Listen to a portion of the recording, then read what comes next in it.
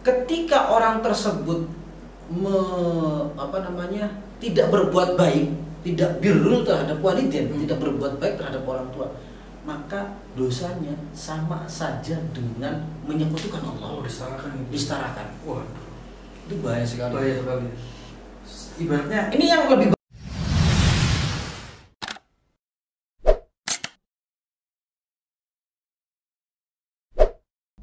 Assalamualaikum warahmatullahi wabarakatuh. Bismillahirrahmanirrahim. Alhamdulillahirabbil alamin. Wassalatu wassalamu ala asyrafil anbiya'i wal mursalin sayyidina wa maulana Muhammadin wa ala alihi wa ashabihi ajma'in. Amma ba'du. Kembali lagi bersama saya Muhammad Zahrul Falah dalam segmen Ngobsans atau Ngobrol Santri. Kali ini saya masih ditemani oleh kakak saya yang paling kece, yang paling ganteng, tapi sudah agak tua, yaitu Kang Muhammad Nurul Alam Syamil Mumtaz. Selamat malam. Malam Mas Ayo. Apa siang ini? Malam, siang dan pagi. Tergantung siapa yang nontonnya. Teman-teman nontonnya kapan? Iya. Kalau sekarang malam apa pagi? Sekarang malam. Sekarang malam. Jadi menjelang pagi. Iya. Selamat malam Mas Ayo. Nah, here we go. Here we go. Jangan termakan here we go. Kali ini kita pembahasannya adalah masih tentang Al-Quran, hadis dan isi-isinya. Yang pertama, langsung saja lah, gak usah basa-basi karena santri itu sudah banyak guyon. Kali ini saya mau yang agak serius saja Mas Indra. Siap. Tapi jangan terlalu serius lah. Siap. Kalau terlalu serius nanti kaku. Kalau kaku itu ya nggak bisa diubah-ubah. Tidak fleksibel. Tidak fleksibel itu nggak enak sekali. Kalau nggak fleksibel itu nggak enak. Yang mana-mana yang paling enak yang fleksibel saja. Mana sana masuk, sini masuk. Langsung aja Mas Indra. Oke. Karena tema kali ini adalah Al-Quran, hadis dan serta isi-isinya. Yang pertama yang mau saya tanyakan adalah ini. Saya itu penasaran. Al-Quran itu diturunkan itu seperti apa caranya? Yang pertama itu. Terus apakah Al-Quran itu memang pas diturunkan itu langsung dalam keadaan seperti ini? Artinya seperti ini dalam keadaan dan mushaf itu. Atau memang seperti apa? Saya itu penasaran gini. Kalau misal saya pernah dengar katanya surat Al-Fatihah yang artinya itu pembuka itu bukan ayat yang pertama, bukan pertama, malah kan yang memang yang masukkan Iqra itu kan. Itu sebenarnya bagaimana? Assalamualaikum warahmatullahi wabarakatuh. Waalaikumsalam. Kepada teman-teman subscriber channel HM Alinaroh yang saya cintai, memang Mas Aing tuh lagi seneng yang fleksibel karena baru nikah. Oh, jelas sekali. Masih agak aneh kepada hal-hal yang berbau fleksibel. Ini ketika Mas Aing menikah, tayangan live-nya Buntat Mantu itu mencapai tayangan yang luar biasa, viral. Jangan lupa subscribe loh Mas. Mbak, semuanya kakak-kakak, mbak-mbak santri. Mengenai masalah Al-Quran, sejarah penurunan dan juga prosesnya, proses sampai yang kita mushaf yang ada pada saat ini, prosesnya sangat panjang sekali, sehingga banyak teman-teman, banyak orang-orang yang nggak mengetahui Mas Ayung bagaimana prosesnya, sehingga sepanjang apa Mas? Sepanjang PPKM, sepanjang jalan kenangan. Tak kira sepanjang PPKM. Enggak. PPKM nggak panjang, tapi keluarnya yang panjang, keluarnya yang panjang. Al-Quran itu kan awal diturunkan itu memang benar bukan surat Al-Fatihah tapi surat Al-Alaq.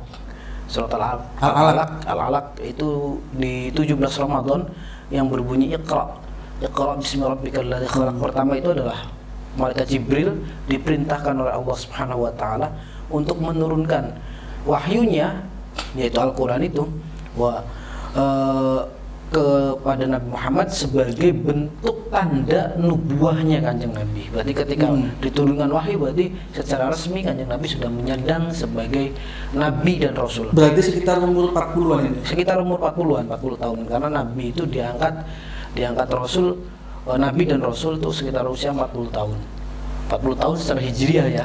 Berarti ada beda antara kalau misalkan di Masehinya mungkin sudah belum 40 tahun, masih 39 tahunan lah. Pada saat itu kan belum ada hijriah. Belum ada hijriah. Iya. Belum ada hijriah. Jadi ketika di Masehi kan kita kalkulasi sekitar 39 tahun. Ambil contoh misalkan 1 tahun itu 1 tahun Hijriah dan 1 tahun Masehi itu berbeda 12 hari. Karena di Hijriah kan kemungkinan 29, kemungkinan 30. Sedangkan di Masehi kan ada 31. Dan nggak ada 29, nggak mungkin ya? Ada ya? 28, 29 di Februari itu. Maksudnya nggak mungkin 28 ya? Nggak mungkin 28. Mungkin juga ya? Di Februari kan ada Basito, ada Kabisat Basito. Itu mungkin. Jadi sekitar 12 hari dikali 40 berarti sekitar berapa itu? Berapa bulan itu kan? Berarti 39 atau bahkan mungkin 38 menjelang 39 tahun. Diturunkan 17 Ramadan nuzul Quran, makanya mengenai tanggal penurunannya banyak ulama berbeda pendapat. Yang pasti ada di bulan Ramadan, yang mana berbeda pendapat itu tanggalnya. Tapi yang asoh itu adalah di tanggal 17 Ramadan. Di asoh satu saja oleh siapa? Insya Allah itu kaul daripada Imam Tobari dan juga Imam Ibnu Katsir. Imam Tobari dan Ibnu Katsir. Ketika diturunkan surat yang pertama diturunkan itu adalah Al-Alaq, Iqra bismi rabbikal ladzi khalaq itu. Kenapa tidak Al-Fatihah? Karena yang pertama itu adalah Iqra. Kanjeng Nabi diperintah oleh Allah Subhanahu wa taala untuk mengobservasi sekitar. Iqra secara bahasa kan artinya suruh membaca. Suruh membaca. Tapi Iqra itu kemarin kan kita sudah bahas ya.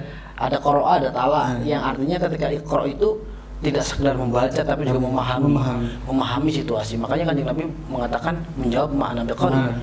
Saya bukan orang yang pandai membaca. Di samping Kanjeng Nabi juga tidak membaca dan tidak menulis, gitu. Kemudian Al-Quran setelah itu diturunkan agak lama, antara pertama kali diturunkan dan kedua diturunkan. Dari Iqra itu. Itu pertama kali diturunkan waktunya siang malam apa? Apa gimana? Kayaknya blangret kayaknya. Itu di siang hari. Oh siang. Di siang hari. Kan Kanjeng Nabi kan posisinya itu lagi munajat gitu. Iya. Di gua, kemudian Kanjeng Nabi didatangi malaikat Jibril sampai dikejar-kejar itu. Kemudian antara di turunnya surat pertama dan surat kedua itu agak lama, sampai Kanjeng Nabi itu agak ragu apakah saya memang diutus sebagai nabi dan rasul. Selanjutnya Al-Qur'an diturunkan selama 22 tahun, 2 bulan, 22 hari. 22 tahun, 2 bulan, 22 hari. 22 hari. Itu Al-Quran. Itu proses penurunannya. Proses penurunannya dari pertama sampai akhir. Dan setiap tahunnya malaikat Jibril itu mengulang apa yang sudah diturunkan. Ketika misalkan 1 tahun itu 5 juz yang diturunkan, maka malaikat Jibril mengulang hafalannya Kanjeng Nabi sekali. Dari 5 juz itu. Jadi baru kayak semaan gitu. Semaan. Kemudian Al-Quran juga diturunkan 6.666 ayat. 6.666 ayat, yang mana dari 6.666 ayat tersebut dibagi menjadi 2. Dari 6.666 ayat tersebut terdiri dari 30 juz, dan juga ada dibagi menjadi 2, ada suratul Makkiyah dan suratul Madaniyah. Suratul Makkiyah berarti Al-Quran itu diturunkan ketika Kanjeng Nabi masih berada di Mekah, Madaniyah berada di Madinah setelah hijrah. Kemudian ini yang menjadi pertanyaan, ketika Kanjeng Nabi diturunkan wahyu oleh Allah Subhanahu wa taala melalui malaikat Jibril, lalu Kanjeng Nabi menyampaikannya itu seperti apa? Kemudian prosesnya itu bagaimana bisa bisa sampai abadi ya, diabadikan oleh Allah Subhanahu wa taala.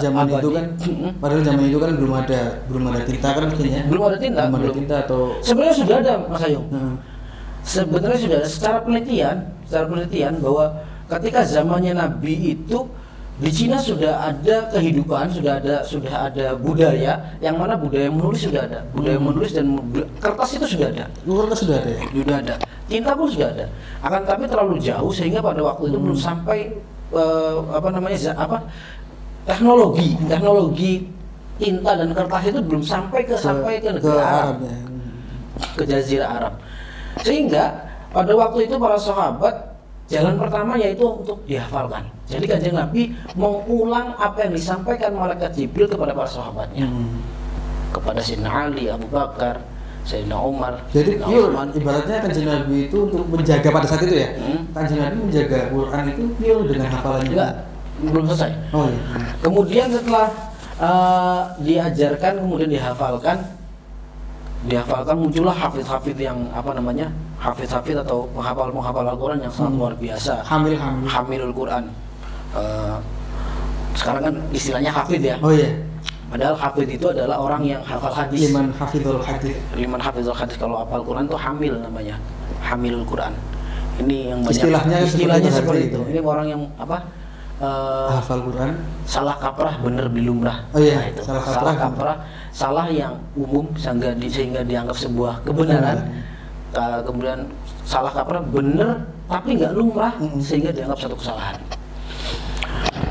Kemudian setelah Kanjeng Nabi menyampaikan, kemudian dihafal oleh beberapa sahabat yang yang hebat-hebat itu, muncullah ada Sayyidina Ali bin Abi Thalib yang hafalannya terkenal hebat sehingga Nabi sampai memujinya dengan mengatakan ana Madinatul Ilmi wa Ali wa Buaidus, karena Sayyidina Ali saking hebatnya, saking cerdasnya, saking pinternya. Kemudian muncul juga Zaid bin Sabit, seorang menghafal Quran. Juga ada Salim. Zaid bin Sabit itu yang kata Nabi alam umat. Oh bukan ya, bukan itu ya. Itu Zaid bin Haris bukan itu? Bukan, itu Zaid bin Sabit. Oh, itu Zaid bin Sabit. Alam umati bil faraid. Oh, itu Zaid bin Sabit. Zaid bin Sabit. Berarti di samping ahli faraid juga ahli. Tapi uniknya Mas Anil, ini saya foto sebentar. Iya. Uniknya itu ada suatu permasalahan faraid Zaid bin Sabit berbeda pendapat dengan Sobat Umar dan takut. Ya, yang dipakai pendapat Sobat Umar takut. Takut, iya. Alasannya Umar galak. Saya takut. Ini Zaid bin Sabit. Kemudian itu masalahnya Horowen ya? Horowen kalau itu Horowen. Kemudian Salim Maula Abi Hudzaifah, Salim pembantunya Abi Hudzaifah yang terkenal sangat luar biasa penghafal Al-Quran dan syahid fisabilillah. Banyak sekali. Setelah menghafalkan Al-Quran, banyak sahabat yang merasa hafalannya kurang atau sudah hafal tapi beliau takut lupa, sehingga banyak media diusahakan untuk menulis Al-Quran dengan cara mengukirnya di atas batu, di pelepah kurma dan yang lain-lain, sehingga berserakan. Artinya berserakan itu tidak satu kesatuan. Iya, misah. Misah. Ini dapat ini dapat ini dapat ini. Itu ada pembagian tugasnya Pak. Ibaratnya dengan inisiatif sendiri. Banyak yang inisiatif sendiri, Pak. Jadi banyak yang inisiatif sendiri. Kreatif. Itu pada zaman Rasulullah ya, pada zaman Rasulullah. Kemudian setelah Rasulullah tidak ada, beralih ke kekhalifahan Sayyidina Abu Bakar As-Siddiq, itu penanganannya beda lagi. Permasalahannya beda lagi. Apa permasalahannya? Permasalahannya ketika waktu itu adalah banyak umat Islam yang tidak menyembah Allah. Karena setelah tidak menyembah Allah, tapi menyembahnya Nabi Muhammad. Waduh, sudah mengkultuskan Nabi Muhammad, sehingga ketika Nabi Muhammad meninggal, keluarlah dari Islam. Waduh, bahaya. Makanya ketika Nabi Muhammad meninggal, Sayyidina Abu Bakar itu berpidato. Itu belum diangkat sebagai khalifah. May ya'budullah fa innallaha hayyun la yamut. Barang siapa yang menyembah Allah, sesungguhnya Allah adalah zat yang hidup dan tidak akan meninggal. Wa may ya'budu Muhammadan fa innahu qad mat.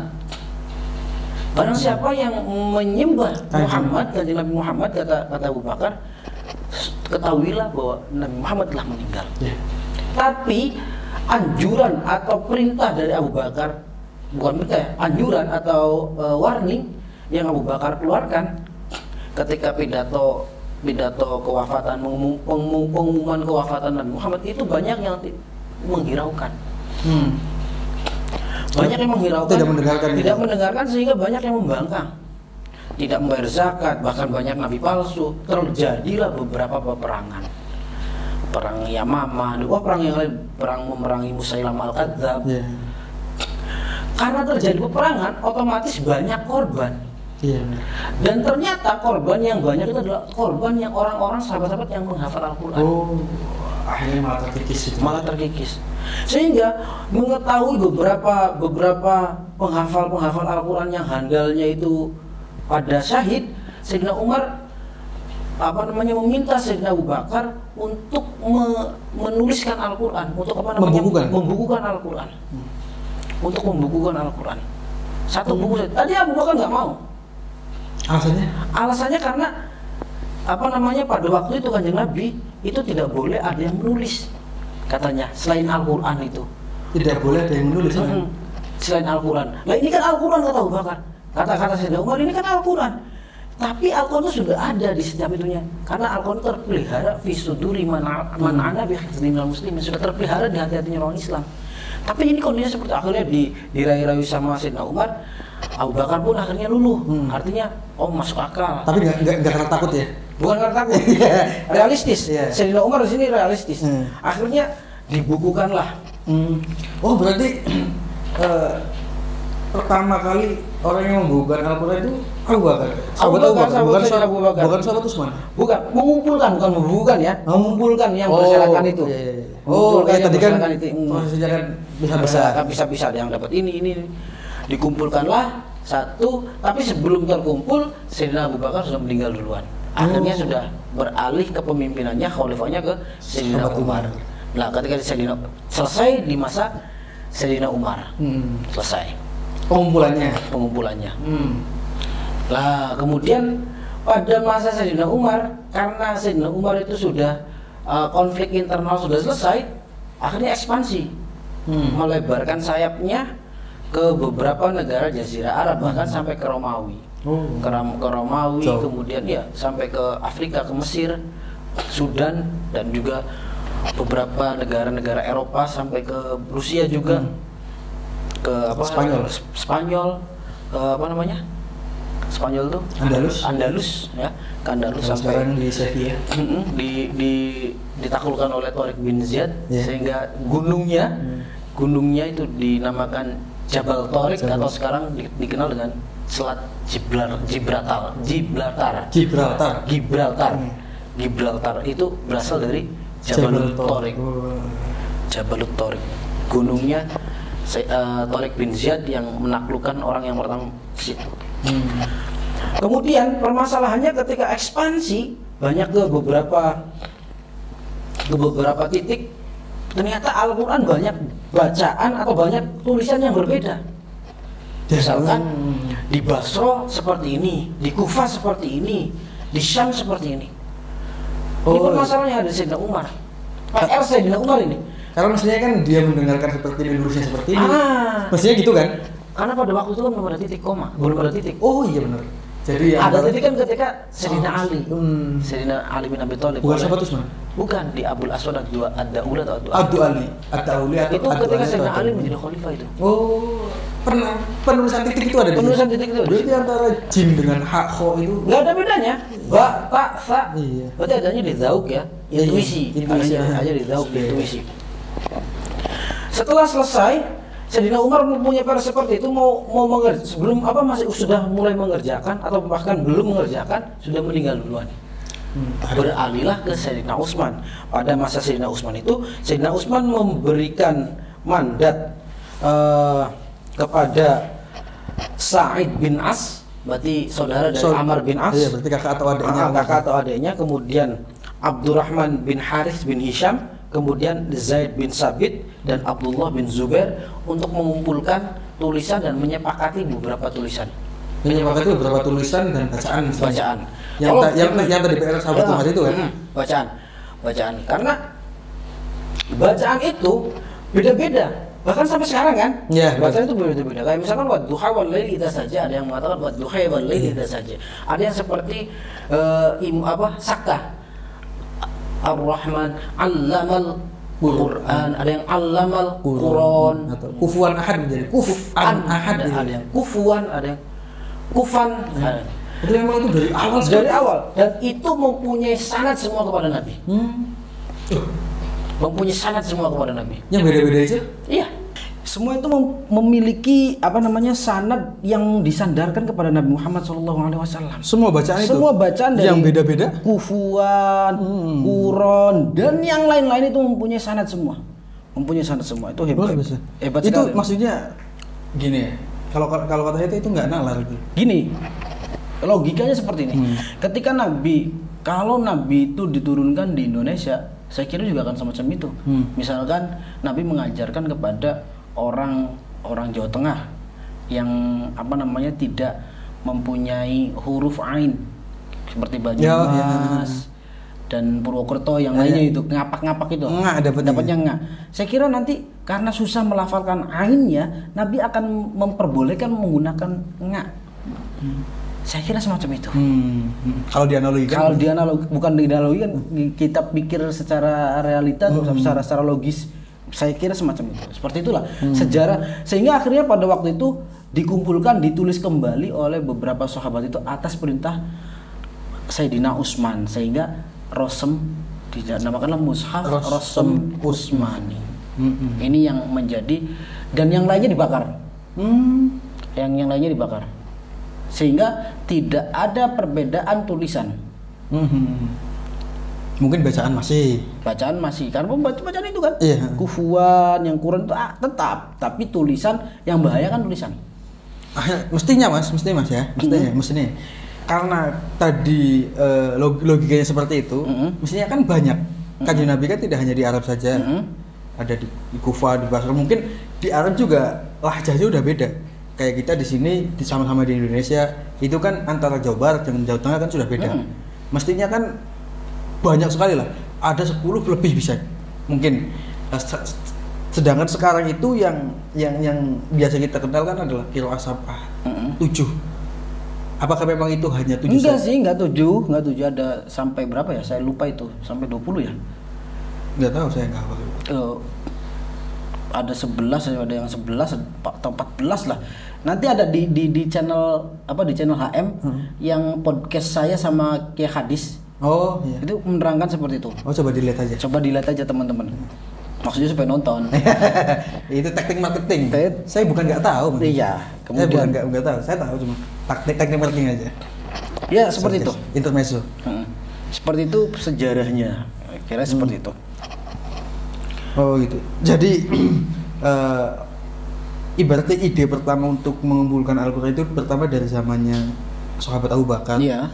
Diteruskan sahabat Umar untuk mengumpulkan itu, akhirnya dibukukan lah oleh sahabat Sayyidina Utsman dan penulisan atau penitikan untuk membedakan jim kha seperti itu dan harokat itu adanya di zamannya sahabat Ali Sayyidina Ali bin Abi Thalib atas usulan dari sahabat Abul Aswad Ad-Du'ali atau Ad-Dawli gitu maksud.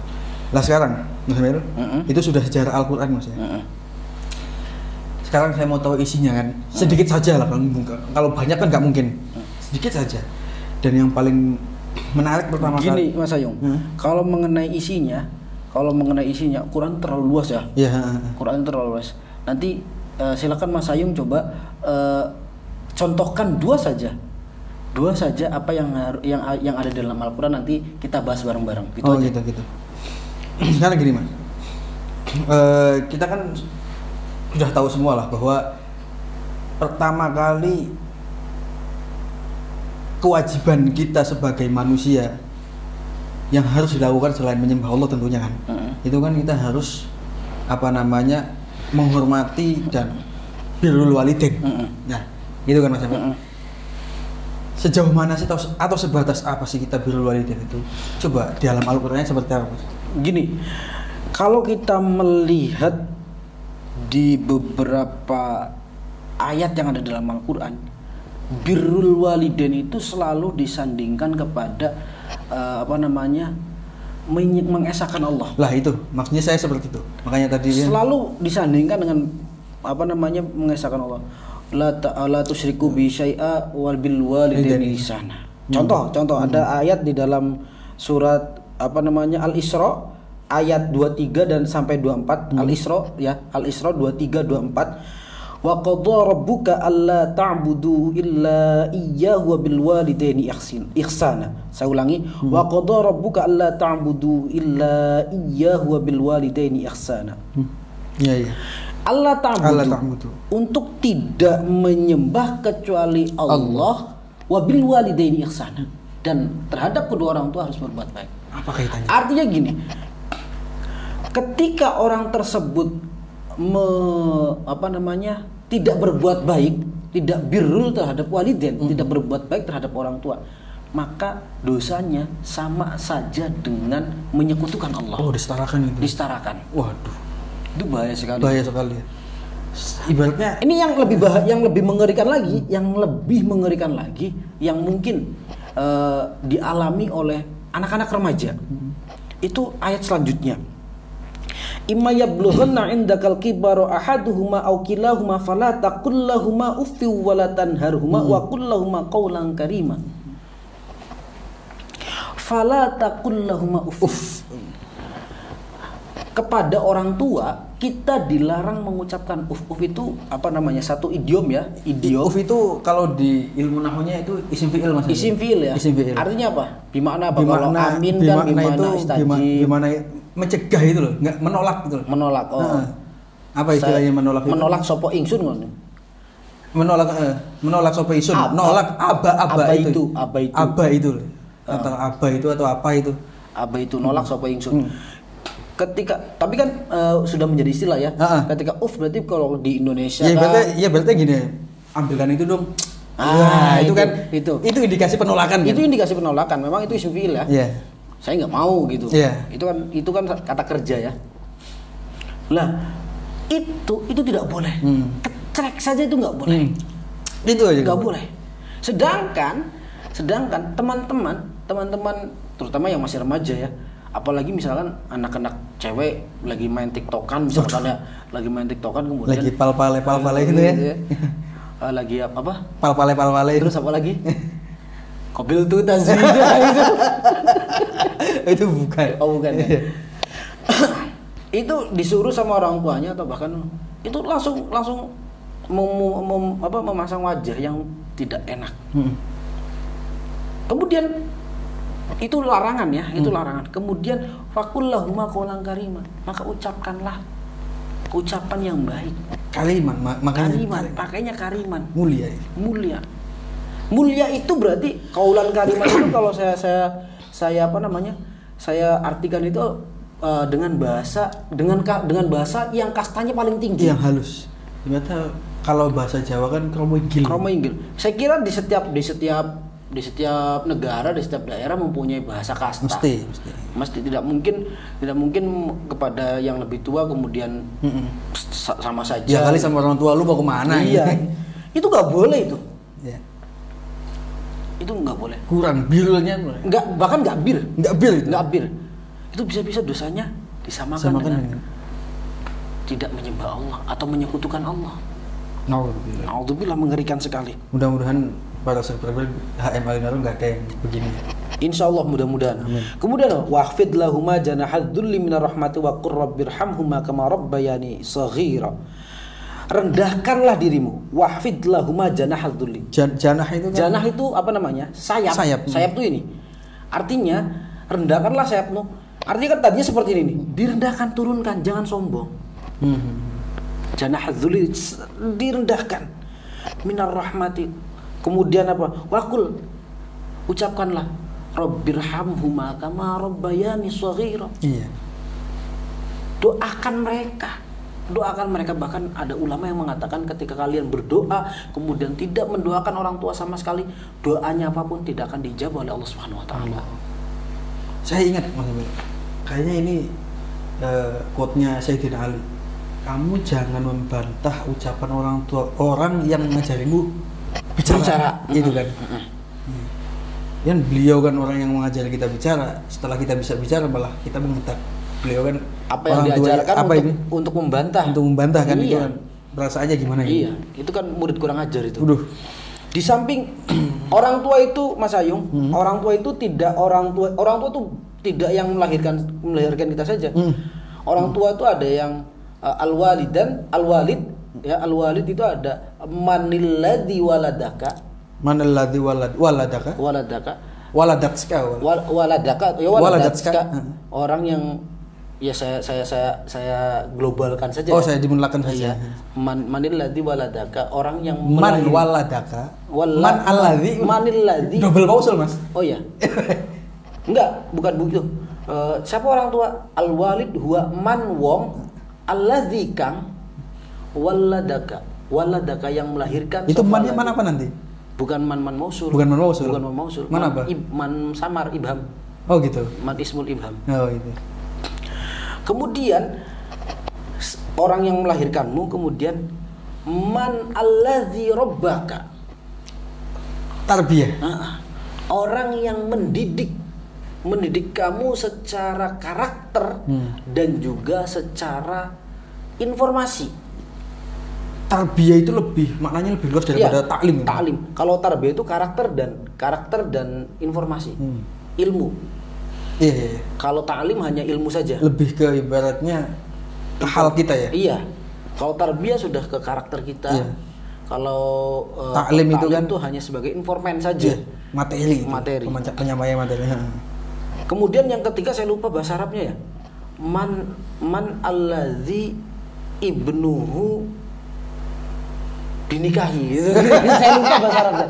Ini namanya bahasa Jawa diarabkan ini. Berarti Arab pegon berarti. Iya benar. Arab pegon berarti. Kita kan santri. Iya. Saya lupa bahasa Arabnya. Pokoknya yang artinya itu orang yang anaknya kamu nikahi. Iya. Itu semuanya orang tua itu ya. Iya. Ibu mertua, bapak mertua, ibu mertua. Makanya bapak mertua dan ibu mertua itu selamanya menjadi mertua. Walaupun misalkan naudzubillah ada salah seorang cerai, tapi ibunya masih tetap mertua. Tetap tidak batal. Ya? Tetap tidak batal. Takbid sifatnya. Takbid. Alhamdulillah sekarang orang tua saya udah lengkap Mas Amir. Punya mertua ya. Punya mertua. Udah manggil abah belum ini? Belum manggilnya. Setahu saya manggilnya masih belum abah. Enggak usah dibilang juga. Malu, jangan dibilang. Itu. Jadi tidak hanya orang yang melahirkan kamu saja, tapi juga orang yang mendidik kamu, juga orang yang anaknya kamu nikah, itu semuanya orang tua. Yang mana konsekuensinya ketika mereka dinamakan orang tua ya yaitu wabil walidaini ihsana itu. Iya. Sekarang pertanyaannya gini Mas.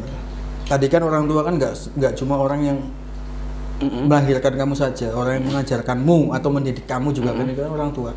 Nah sekarang ketika guru kan berarti kan itu, ketika guru dan orang tua itu berbeda pendapat untuk apa yang akan kamu lakukan, itu apa yang harus kita lakukan, apa yang kita pilih, pendapat orang tua atau pendapat guru. Gini, kalau di masalah belajar maka yang didahulukan adalah pendapat guru. Kalau di masalah belajar, contoh misalkan Mas Ayung kata Buya Kafanya, Yung sampean terus nang kene ayo, kamu terusin di Lirboyo saja ya. Maka tapi kata orang tua kamu, kata orang tua Mas Ayung, kata bapak itu nggak di rumah aja. Berarti yang saya ambil adalah sarannya gurunya, guru saya ya, karena yang mengetahui belajar kamu itu bukan orang tua kamu, tapi guru. Yang lebih mengetahui itu adalah guru kamu. Itu kalau belajar. Terus pernikahan pun ada yang mengatakan yang paling baik adalah gurunya. Pernikahan pun. Padahal orang tua kan wali mujbir. Iya. Tapi harus dimaturkan kepada gurunya. Tapi orang tua mempunyai hak ya untuk memaksa ya. Iya. Orang tua mempunyai hak wali untuk mujbir memaksa. Kan. Asalkan kafaah. Tapi harus direkomendasikan kepada gurunya. Tapi yang paling utama adalah ketika taklim, belajar. Berarti, kata orang tuanya suruh kuliah misalkan, tapi kata gurunya suruh neruskan mondok, maka yang wajib dituruti adalah gurunya. Itu diingat-ingat ya, Mbak Kang. Itu diingat-ingat itu kru HM juga ini. Ada sebuah hadis Mas Ayung, diriwayatkan dari Abdullah bin Umar, bunyinya an Abdullah bin Umar qala jaa rajulun ila Nabi sallallahu alaihi wasallam yasta'dzinuhu fil jihad Faqala ahayyun walidaka? Na'am. Qala fa fihima fajahid. Jadi Sayyidina apa dari Ibnu Umar mengatakan, bercerita bahwa ada seorang laki-laki datang kepada Nabi Muhammad kemudian meminta izin untuk mengikuti jihad perang. Kemudian Kanjeng Nabi bertanya apa? Apakah orang tua masih hidup? Apa orang tua masih hidup? Oh iya masih. Apa jawaban Kanjeng Nabi? Qala fa fihi ma fajahid. Ngurusin kedua orang tua itu jihadmu loh. Berarti setara pahalanya manut atau ngurusi orang tua itu setara dengan jihad. Tahu nggak yang meriwayatkan siapa? Rawahul Bukhari wa Muslim. Itu sudah pasti sahih. Pasti sahih itu. Itu pasti sahih. Berarti ibaratnya kenapa keluar kalau misal kita masih punya orang tua kan masih milih keluar jihad gitu loh. Kalau kita masih punya orang tua kan berarti kan tinggal manut saja sama orang tua, itu kan pahalanya sama kan? Iya. Saya kira itu contoh untuk menghormati orang tua ya Mas Ayung ya. Itu menghormati orang tua dan menghormati guru. Mungkin apalagi isi yang ada dalam Al-Qur'an. Masih ada lagi Mas. Begini Mas. Apa namanya? Masih kaitan tadi. Karena kadang-kadang kita sebagai manusia itu kan mesti punya batas kan. Apapun itu punya batas karena kita sebagai manusia biasa. Belajar atau mengerjakan sesuatu. Lah, saya mau nanya, bagaimana sih supaya pikiran kita itu selalu positif, selalu selalu enak, positive thinking, dan kita itu sabar. Sabar itu gak mesti sabar dalam musibah ya Mas. Mesti kan sabar dalam belajar itu yang paling susah kan. Kalau sabar dalam musibah kan sudah pasti kelihatan itu kan. Kalau belajar sabar dalam belajar juga. Maksudnya itu bagaimana tipsnya atau penjabarannya gimana? Kuncinya adalah positive thinking dan juga sabar. Positive thinking dan sabar. Ada ayat Al-Qur'an. Ini ada ayat Al-Qur'an surat Al-Baqarah ayat 155 sampai ayat 157. Bunyinya kayak gini Mas Ayung. Wala nabluwannakum bisyai'im minal khaufi wal ju'i wa naqsim minal amwali wal anfusi was thamarat. Wabasyiris sabirin. Sungguh akan kami berikan cobaan. Wala nabluwannakum, saya akan berikan cobaan dengan rasa lapar, rasa takut dan kurang harta. Wal anfusi wal samarat. Buah-buahan ya. Kemudian apa kata Allah kepada Nabi Muhammad? Wabasyiris sabirin. Orang yang sabar, gembiralah. Lah ini pertanyaan, orang yang sabar itu bagaimana sih? Nah itu maksudnya. Dijawab lagi sama Al-Quran. Siapa orang sabar? Orang yang sabar itu ini. Alladzina idza itu ayat terusannya. Iya, terusannya ini. Alladzina idza asabathum musibatun qalu inna lillahi wa inna ilaihi raji'un. Orang yang sabar itu orang yang ketika terkena musibah, maka orang itu mengatakan inna lillahi wa inna ilaihi raji'un. Bukan musibah itu bukan mati saja ya ucapan itu. Kita ini berasal dari Allah dan kita akan kembali kepada Allah. Artinya ketika misalkan duit hilang, sabar, ini duit dari Allah juga kembali kepada Allah. Bukan rezeki kita berarti. Berarti otomatis kan gini Mas Amil. Ketika kita misal lagi belajar, misal ngalar Mas Amil, terus gak masuk. Inna lillahi wa inna ilaihi raji'un. Itu masuk gak? Masuk kan? Masuk. Yeah. Kemudian apa kata Allah? Allah menjanjikannya gini. Ulaika alaihim sholawatun mir rabbihim wa rahmah. Orang-orang yang seperti orang-orang sabar itu adalah orang yang mendapatkan rahmat dari Allah. Sholawat, rahmat dari Allah dan juga mendapatkan rahmah. Kasih sayang dari Allah. Wa ulaika humul muhtadun, dan orang-orang yang seperti itulah orang yang mendapatkan petunjuk dari Allah. Yang nanti akan mendapatkan hidayah dari Allah. Akhirnya endingnya seperti itu. Itu. Jadi artinya ketika kita sabar dan berpikir positive thinking, pengulangan ya? Iya, gak enak. Positive thinking, berpositive thinking atau berpositive thinking juga kayaknya gak enak. Gimana enak ya? Iya. Positive thinking. Karena thinking itu kan sudah kata kerja. Sudah ya? Kata kerja ya. Iya. Kalau kita positive thinking, maka apapun yang akan kita hadapi akan enak dan tidak suudzon. Mesti. Iya. Terutama orang-orang NU ya. Orang-orang NU itu sudah diajarkan untuk tidak bersuudzon. Kenapa? Karena ada ulama itu banyak, sehingga perbedaan pendapatnya para ulama itu menjadi rahmah. Iya. Misalkan contoh Mas Ayung ya. Mas Ayung melihat misalkan ada seorang tokoh lah. Misalkan kiai lah. Kiai lewat, ternyata kiainya nggak sama istrinya nih. Sama orang lain. Mas Ayung jangan ngomong, ih kiai Pak Kiai selingkuh. Kalau ini suudzon. Iya. Terus apa yang Mas Ayung katakan? Wih, Pak Kiai punya istri lagi. Kalau ini husnudzon ini. Iya. Kenapa husnudzon? Karena berarti menyangka bahwa Pak Kiai sudah menikah lagi. Iya. Nikah kan ibadah. Ibadah berarti. Enggak salah. Enggak salah. Punya Berprasangka. Iya. Orang itu menjalankan ibadah kan enggak salah. Enggak salah. Ibaratnya ya, seorang laki-laki kiai kan, laki-laki kan. Nikahnya lebih dari 1 kali, nggak maksimal masalah. 4 kali kan, Iya, bener kan? bener. Nggak Itu menyalahi. bukan perbuatan disebut. yang salah. Justru yang salah ketika mengatakan selingkuh, karena selingkuh itu ngomong selingkuh itu apa namanya mendekati atau mirip-mirip sama mengatakan pakai zina ya. Kalau udah ngomong zina, qadzaf. Kena qadzaf itu. Iya. Kena qadzaf tuh kena hukuman ya. Iya. Kena hukuman memfitnah zina. Bahaya sekali. Bahaya sekali. Kemudian dalam surat Ali Imran ayat 186, insyaallah bunyinya gini. La tublawunna fi amwalikum wa anfusikum wa la tasma'unna minal ladzina utul kitaba min qablikum wa minal ladzina asyraku adan katsira wa in tasbiru wa tattaqu fa inna dzalika min azmil umur.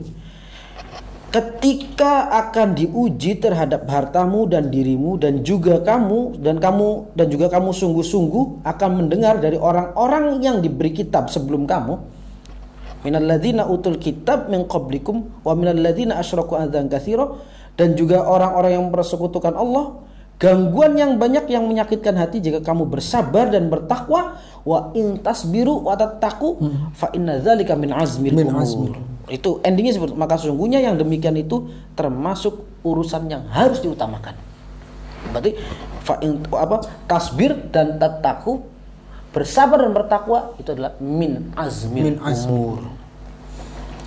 Jadi gimana intinya Mas?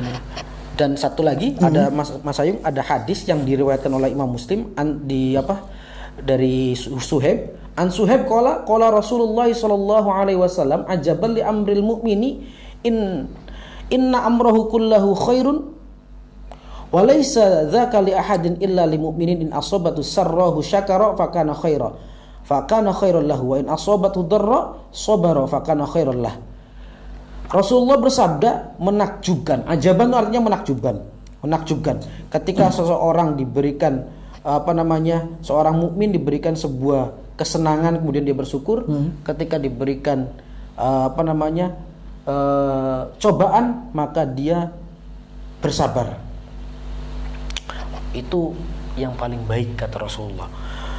Nah, itulah beberapa isi yang ada di dalam ayat Al-Quran mengenai kehidupan sosial manusia, baik itu terhadap orang tua dan juga terhadap sesama. Oke, jadi Mas, ini saya satu lagi Mas, minta wejangan lah atau motivasi. Kan kebanyakan viewer kita kan santri atau alumni.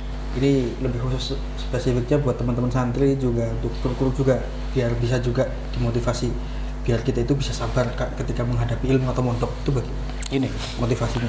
Ada satu hadis dari yang diriwayatkan oleh Imam Tirmidzi, an Mus'ab bin Sa'ad an abihi qala qultu ya Rasulullah ayun nasi ashaddu bala'an qala al anbiya tsumma al amsal fal amsal fa yubtala ar-rajulu ala hasbi dinihi fa in kana dinuhu sulban ishtadda balahu wa in kana fi dinihi riqatun ubtuliya ala hasbi dinihi fama yabrahul bala'u bil 'abdi hatta yatrukahu yamsi 'alal ardi ma 'alaihi khati'atun.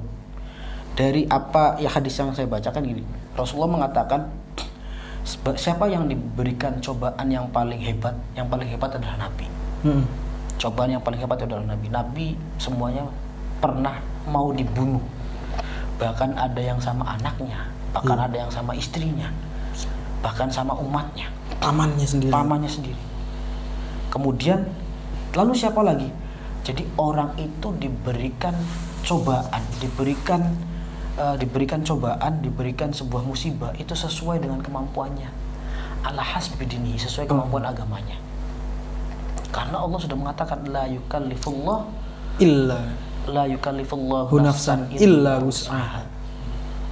Allah tidak akan mencoba orang kecuali orang itu mampu. Tidak mungkin. Jadi teman-teman santri dan juga subscriber channel HM Alinaro, ketika diberikan cobaan, yakin bahwa Allah tahu, Allah mencoba kita, dan Allah tahu bahwa kita itu bisa, dan kita itu bisa memecahkan apa yang kita alami. Gini loh Mas Ayu. Satu lagi, manusia itu tidak mungkin terhindar dari sebuah permasalahan. Mesti. Karena apa? Manusia itu ada di muka bumi pun karena ada satu permasalahan. Bukan untuk dihindari, bukan untuk ditakuti, tapi untuk dihadapi dan diselesaikan. Yep. Masalah itu tidak mungkin selesai ketika dihindari, ketika ditakuti. Maka permasalahan itu akan selalu mengejar kita. Ya. Bukan tambah hilang, tapi makan tambah besar. Makanya perintah dari Allah Subhanahu wa taala dalam Al-Qur'an itu wala tayasu. Tidak boleh untuk berputus asa. Positive thinking, jangan berputus asa, dan juga takwa dan juga selalu menghormati orang yang melahirkan kita, orang yang mendidik kita, dan orang yang anaknya kita nikahi. Jangan anak orang dinikahi ya. Jangan anak orang dinikahi. Emang salah Mas Bil? Anak orang. Kalau setiap anak orang dinikahi salah. Salah ya? Ya. Tapi kalau salah 4-nya aja nggak apa-apa. Salah 4 nggak apa-apa. Bukan salah 1, salah 4. Itu Mas Ayung ya. Oke. Terima kasih Mas Bil untuk waktunya. Saya cukup sekian. Lumayan udah agak lama. Saya tadi yang paling harus diingat oleh teman-teman subscriber adalah setiap manusia atau siapapun itu pasti mempunyai permasalahan, dan permasalahan itu pasti akan datang tanpa kalian minta pun, tanpa kita minta pun pasti akan datang. Dan Allah mengasih kita permasalahan itu sesuai kadar kemampuan kita sendiri, dan itu tidak boleh dihindari atau dilupakan, tapi kita harus hadapi. Orang yang kuat itu bukan orang yang tidak pernah jatuh, tapi orang yang jatuh lalu langsung bangkit lagi. Sekian dari saya atas nama Muhammad Syarif Falah. Jika ada kesalahan atau salah-salah kata, mohon maaf. Wallahul muwaffiq ila aqwamit thoriq. Wassalamualaikum warahmatullahi wabarakatuh.